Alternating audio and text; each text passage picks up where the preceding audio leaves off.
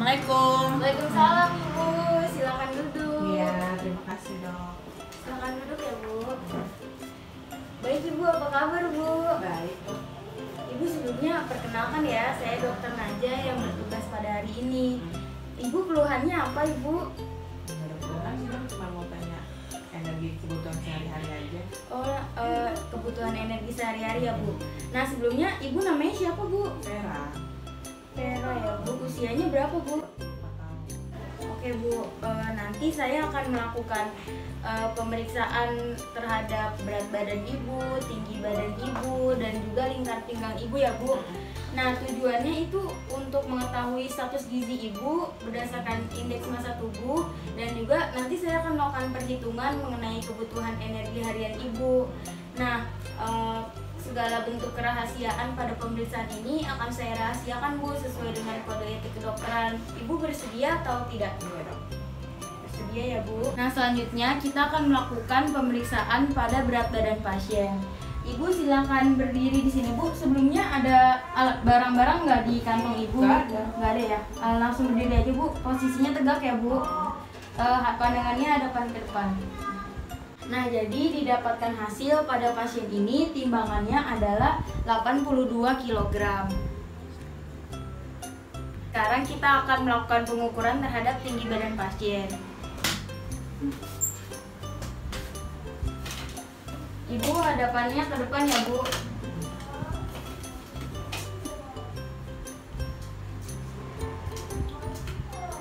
Nah, di sini didapatkan hasil tinggi badan pasien adalah 160.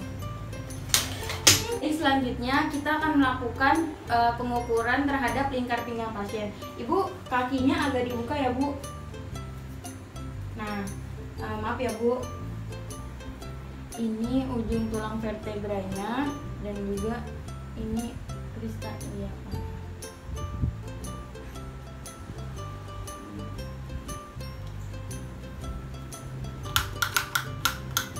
Maaf ya, Bu.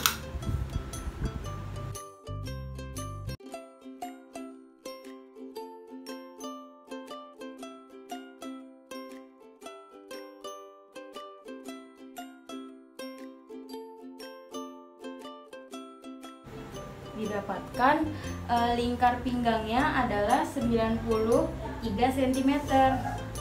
Dapatkan data pada pasien, namanya Ibu Vera, usianya 30 tahun, pekerjaannya ibu rumah tangga, berat badannya 82 kg, tinggi badannya 160 cm, dan lingkar pinggangnya 93 cm. Kita akan menetapkan status gizinya terlebih dahulu dari data-data yang telah didapatkan. Kita akan menentukan indeks massa tubuh pada pasien dengan rumus berat badan dibagi dengan tinggi badan dalam meter dikuadratkan. Nah, di sini indeks massa tubuhnya yaitu 32,031. Berdasarkan data klasifikasi, angka 32 itu mengarah pada obesitas tingkat 2. Dan resiko komorbidnya dilihat dari lingkar pinggangnya yaitu obesitas tingkat 2 adalah sangat berat. Kemudian, dari lingkar pinggang kita juga dapat menetapkan pasien ini obesitas sentral atau tidak. Pada perempuan, jika lingkar pinggangnya lebih dari 80 cm, maka termasuk obesitas sentral. Jadi, Ibu Vera ini termasuk ke dalam obesitas sentral. Kemudian, kita menentukan berat badan ideal pada pasien. Tinggi badan pada pasien ini adalah 160. Kita gunakan rumus tinggi badan dikurangi 100 dikurang 10% kali tinggi badan dikurangi 100 dikali 1 kg dan didapatkan hasil 54 kg. Kemudian kita menentukan kebutuhan energi basal atau KEB pada pasien. Diketahui dari data-datanya kita menggunakan rumus Harris-Benedict karena pasien ini termasuk ke dalam status gizi yang lebih, maka digunakan berat badan yang ideal yaitu 655,1 ditambah 9,6 dikali berat badan ditambah 1,9 kali tinggi badan dikurang 4,7 dikali umur dan didapatkan hasil kebutuhan energi basalnya yaitu 1336,5 kalori. Kemudian kita menentukan kebutuhan energi total dengan rumus karena Ibu Vera ini termasuk pasien rawat jalan, maka rumusnya adalah kebutuhan energi basal dikali faktor aktivitas. Di sini karena aktivitasnya termasuk ke dalam aktivitas yang ringan, maka angka yang digunakan adalah 1,55. Dan didapatkan hasil kebutuhan energi totalnya adalah 2071,575 kalori. Kemudian, data ini akan kita pergunakan untuk menghitung zat gizi makro. Nah, kita akan menghitung komposisi dan jumlah zat gizi makro. Termasuk ke dalam perhitungan ini adalah karbohidrat, protein, dan lemak. Perhitungan karbohidratnya yaitu 55%, untuk karbohidrat sederhana yaitu 10% dari kebutuhan energi total, dan karbohidrat kompleksnya 45% dari kebutuhan energi total, serta seratnya itu 14 gram per 1000 kalori. Kemudian untuk protein digunakan 15-20%, tapi kita akan menggunakannya 15%. Kemudian untuk lemak digunakan 25-30%, lemak jenuhnya maksimal 7%. Kita langsung masuk ke perhitungan pertama yaitu karbohidrat. Nah, karbohidrat di sini yang digunakan adalah 55% dari kebutuhan energi total. Dan untuk karbohidrat sederhananya digunakan 10% dari kebutuhan energi total, yaitu tinggal kita kalikan 10% kali 2071,575 kalori, didapatkan hasil 207,15 kalori untuk karbohidrat sederhana. Dan untuk karbohidrat kompleks digunakan 45% dari kebutuhan energi total dan didapatkan hasil 932,208 kalori. Kita konversikan ke dalam gram. 1 gram karbohidrat mengandung 4 kalori. Sehingga jika kita konversikan menjadi untuk karbohidrat sederhana menjadi 51,78 gram dan untuk karbohidrat kompleks menjadi 233,05 gram. Dan kita konversikan lagi ke dalam porsi. Untuk karbohidrat sederhana yaitu digunakan ukuran 1 sendok makan yaitu 10 gram. Tapi kita pergunakan dalam ukuran sendok makan yaitu 5,1 sendok makan gula atau karbohidrat sederhana lainnya. Kemudian untuk karbohidrat kompleks kita gunakan ukuran porsi. 1 porsi bahan karbohidrat mengandung 40 gram karbohidrat. Jadi kita bagi 40, hasilnya adalah 5,82 porsi makanan mengandung karbohidrat kompleks. Kemudian kita menghitung kebutuhan seratnya.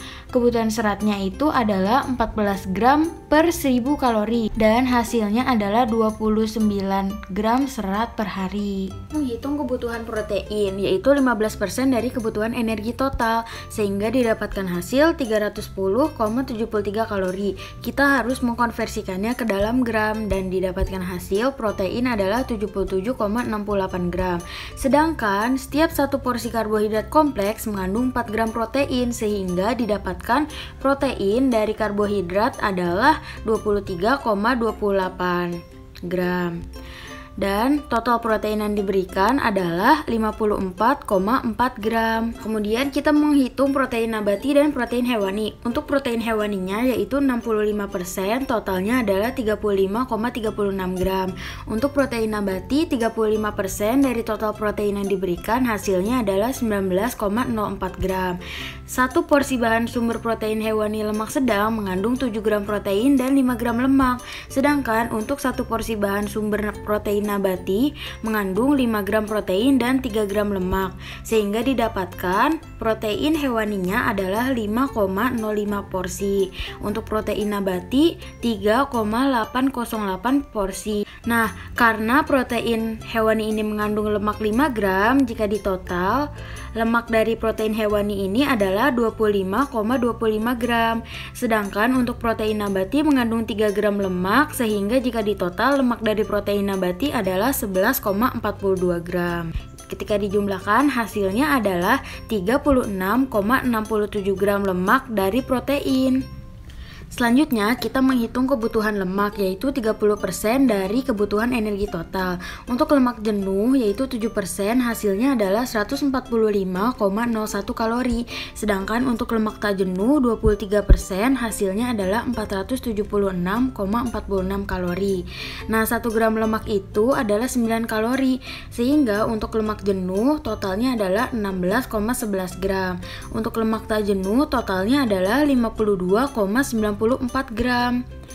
1 sendok makan itu mengandung 10 gram lemak jenuh, sehingga untuk lemak jenuh adalah 1,61 sendok makan lemak jenuh yang diberikan. Untuk lemak tak jenuh, total yang diberikan adalah kita harus kurangi dulu dari lemak yang ada di protein, yaitu hasilnya 16,24 gram lemak. Nah, 1 porsi bahan lemak tak jenuh itu mengandung 5 gram lemak, sehingga jika dikonversikan ke dalam porsi, hasilnya adalah 3,25 porsi lemak tak jenuh. Nah, ini untuk kesimpulannya akan kita sampaikan kepada pasien.